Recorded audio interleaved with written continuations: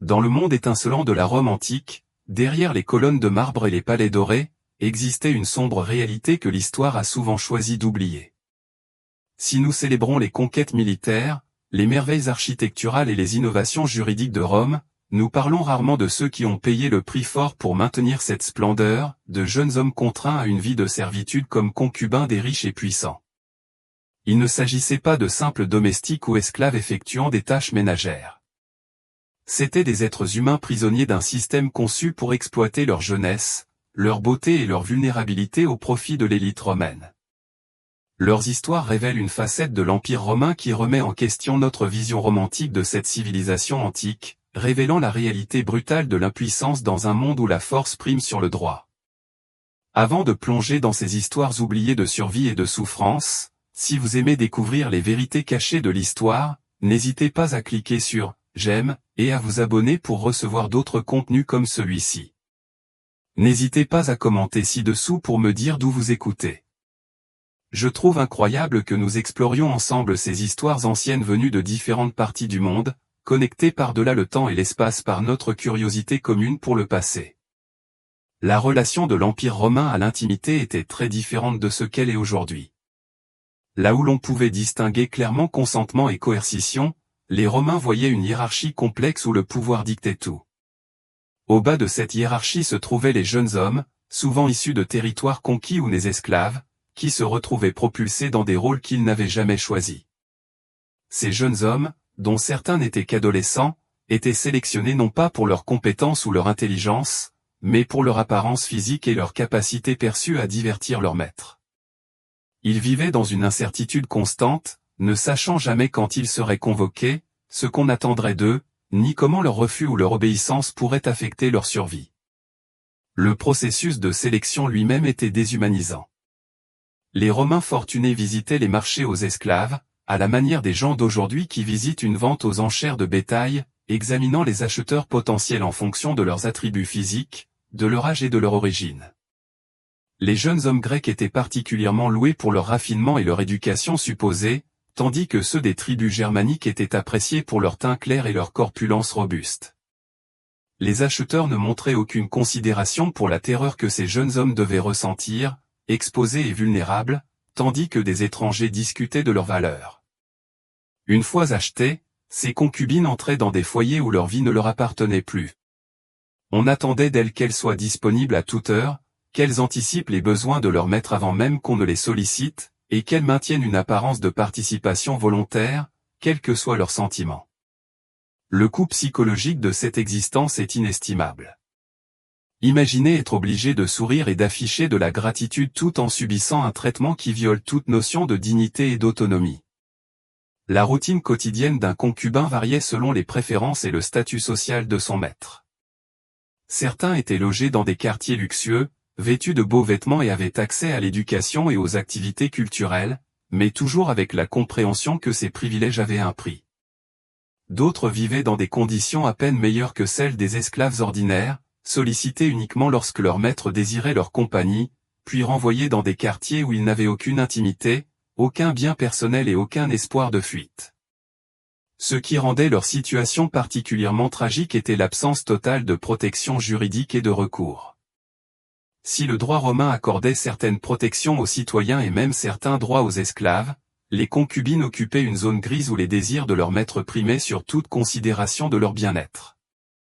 Elles ne pouvaient pas demander l'aide des autorités, ne pouvaient pas nouer de relations significatives avec autrui et ne pouvaient même pas exprimer leur souffrance sans risquer d'être punies.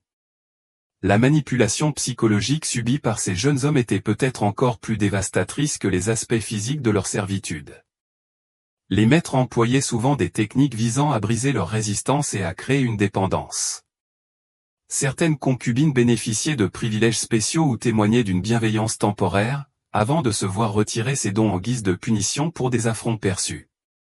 Cela créait un état constant d'anxiété et de confusion, car elles ne savaient jamais si elles étaient favorables ou si elles risquaient d'être punies. De nombreux maîtres isolaient délibérément leurs concubines des autres membres de la maisonnée, les empêchant de nouer des amitiés ou des alliances susceptibles de leur apporter un soutien émotionnel. Cet isolement était particulièrement cruel pour les jeunes hommes arrachés à leur famille et à leur communauté, car il les empêchait de maintenir tout lien avec leur ancienne identité ou culture. La nature compétitive de certains foyers ajoutait une couche supplémentaire de torture psychologique.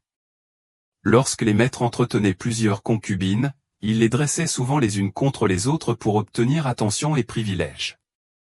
Cela empêchait la solidarité entre les victimes et créait un climat de tension et de trahison constante. Les jeunes hommes, qui auraient pu trouver du réconfort dans des expériences partagées, se retrouvaient en concurrence pour obtenir les faveurs de leur maître, sachant que tomber en disgrâce pouvait signifier un traitement encore plus cruel.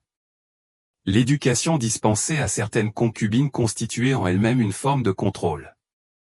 Si apprendre à lire, à écrire et à participer à des discussions philosophiques pouvait sembler une opportunité, ces compétences étaient avant tout enseignées pour faire des concubines des compagnes plus divertissantes. On attendait d'elles qu'elles sachent discuter littérature et politique, mais uniquement de manière à plaire à leur maître. Leur éducation constituait un outil supplémentaire pour les façonner en objets plus parfaits, pour le plus grand plaisir de leurs propriétaires. L'apparence physique était préservée grâce à des régimes stricts que les concubines n'avaient d'autre choix que de suivre. Elles devaient faire de l'exercice régulièrement, suivre un régime alimentaire spécifique et adopter des pratiques de toilettage qui leur permettaient de rester jeunes et attirantes. Certaines subissaient même des traitements esthétiques ou des interventions chirurgicales pour modifier leur apparence selon les préférences de leur maître. Ces interventions étaient pratiquées sans connaissance médicale moderne ni gestion de la douleur, ce qui les rendait à la fois dangereuses et atroces. Les vêtements et bijoux portés par les concubines servaient à la fois d'ornement et de symbole de propriété.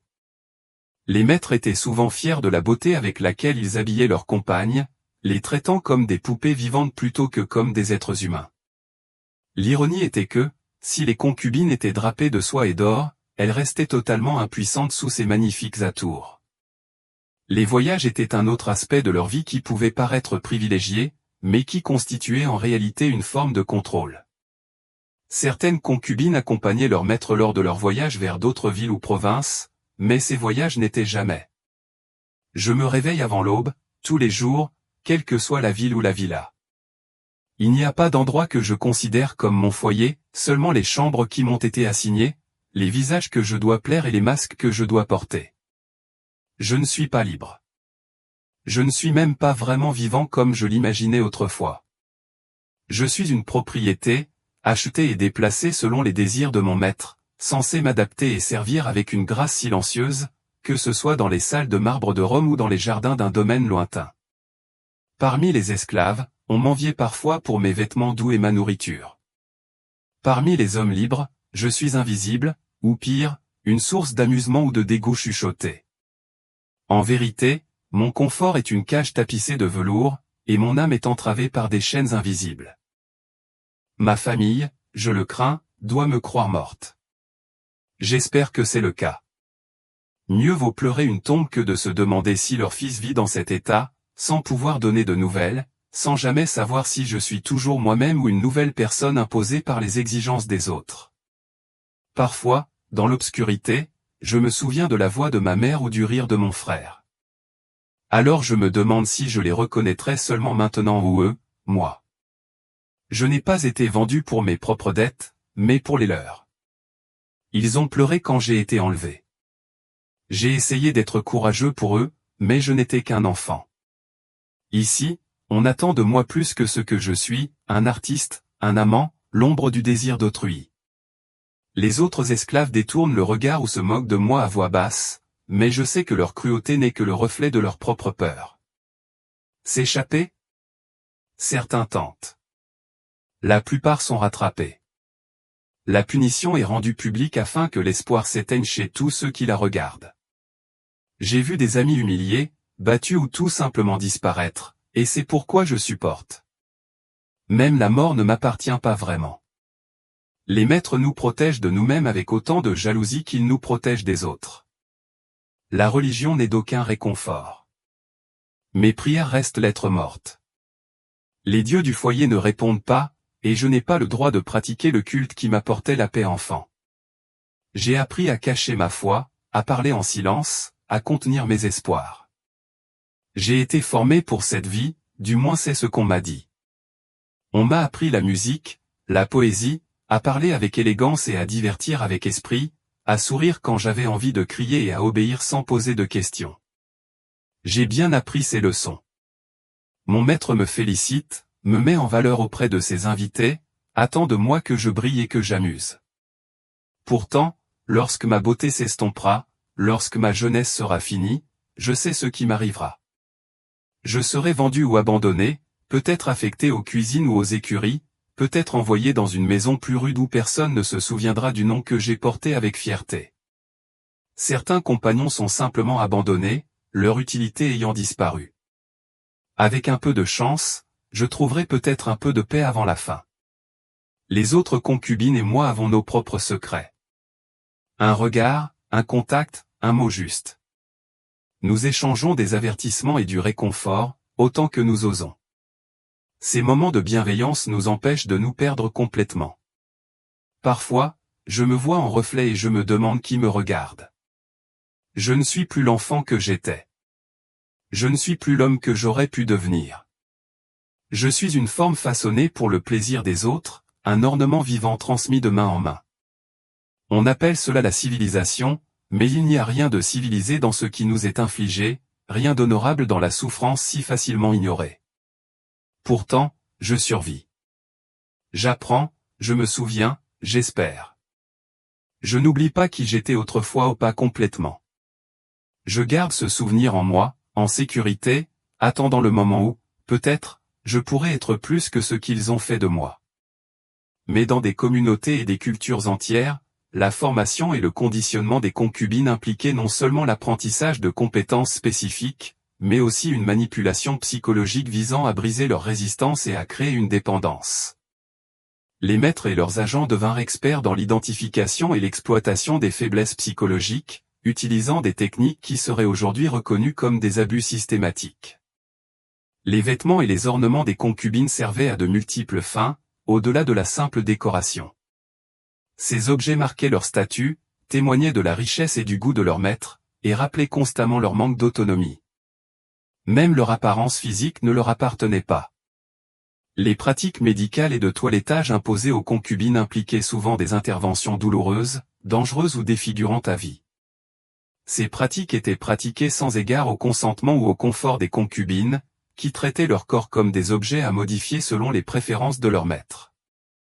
L'impact psychologique d'une enfance ou d'une formation dans de telles circonstances a laissé des séquelles durables qui ont affecté tous les aspects de la vie de ces jeunes hommes. Ils n'ont jamais eu l'occasion de développer des concepts normaux de consentement, d'autonomie ou de relations saines, ce qui a rendu leur rétablissement extrêmement difficile, même s'ils ont finalement retrouvé leur liberté. L'isolement social imposé à de nombreuses concubines les empêchait de développer les compétences sociales et les relations qui auraient pu leur permettre de survivre ou d'échapper à leur situation. Cet isolement était souvent délibéré, les maîtres souhaitant empêcher leurs biens de former des alliances ou de recevoir un soutien extérieur. Les calculs économiques qui déterminaient le sort des concubines réduisaient les êtres humains à de simples valeurs monétaires, dont les prix fluctuaient en fonction de facteurs tels que l'âge, l'apparence, les compétences et l'origine. Cette marchandisation permettait aux maîtres de justifier plus facilement leur traitement comme des objets jetables plutôt que comme des êtres humains méritant dignité et respect fondamentaux. L'impact de la normalisation de ce niveau d'exploitation et de déshumanisation sur la société romaine s'est étendu bien au-delà des victimes directes. Une culture capable d'accepter les abus systématiques envers les jeunes hommes vulnérables était prête à accepter d'autres formes de cruauté et d'injustice, contribuant ainsi au modèle d'oppression plus large qui a caractérisé une grande partie de l'histoire romaine. Les rares témoignages de résistance et de rébellion parmi les concubines révèlent les mesures désespérées que certaines ont prises pour affirmer leur humanité et leur dignité. Ces actes de défiance, bien que souvent vains et sévèrement punis, démontrent que l'esprit humain ne peut être complètement anéanti, même dans les circonstances les plus oppressives. Les systèmes religieux et philosophiques de Rome n'offraient aucune protection ni aucun réconfort significatif à ces victimes. Si les Romains débattaient de questions complexes d'éthique et de vertu, ils ne voyaient apparemment aucune contradiction entre ces nobles idéaux et l'exploitation systématique de jeunes hommes sans défense. Les rythmes saisonniers de la vie sociale romaine créaient des schémas d'exploitation prévisibles, certaines périodes de l'année exigeant davantage de temps et d'énergie des concubines. Ces schémas signifiaient que, même durant les périodes relativement calmes, elles vivaient avec la certitude que des temps plus chargés et plus exigeants approchaient. L'impact de ce système sur les familles et les communautés d'où provenaient les concubines ne peut être négligé. La perte de jeunes hommes au profit de ce commerce affectait non seulement les victimes directes, mais des réseaux sociaux entiers, contribuant au bouleversement et aux souffrances plus vastes causées par l'expansion et l'exploitation romaine. La formation et la préparation des concubines impliquaient des techniques systématiques visant à briser leur défense psychologique et à susciter leur complaisance. Ces méthodes furent perfectionnées au fil des générations, créant un système à la fois efficace et dévastateur dans son impact sur ses victimes. Le cadre juridique de la société romaine n'offrait aucune protection significative aux concubines, les considérant comme des biens plutôt que comme des personnes dotées de droits. Cette invisibilité juridique rendait également leur souffrance invisible, permettant aux maîtres d'agir en toute impunité, tandis que la société fermait les yeux. Les incitations économiques qui sous-tendaient ce système ont créé un cycle d'exploitation auto-entretenu, les profits tirés du commerce d'êtres humains encourageant la capture et les abus continus de jeunes hommes. Rompre ce cycle aurait nécessité des changements fondamentaux dans la société et les valeurs romaines, changements qui n'ont jamais eu lieu. Le conditionnement physique et psychologique imposé aux concubines visait à les rendre parfaitement dociles, mais le coût humain de ce conditionnement était énorme. Les jeunes hommes étaient systématiquement dépouillés de leur autonomie, de leur dignité et de leur identité, ne retrouvant souvent jamais ces aspects essentiels de leur humanité, même s'ils parvenaient plus tard à la liberté. En réfléchissant à ces histoires oubliées de souffrance et de survie, nous devons nous rappeler que derrière chaque statistique historique se cachait un être humain, porteur d'espoir, de peur et de rêves qui n'ont jamais pu s'épanouir. Les concubines de la Rome antique n'étaient pas des anecdotes de l'histoire, mais des individus dont les expériences révèlent des vérités importantes sur le pouvoir, l'exploitation et la résilience humaine.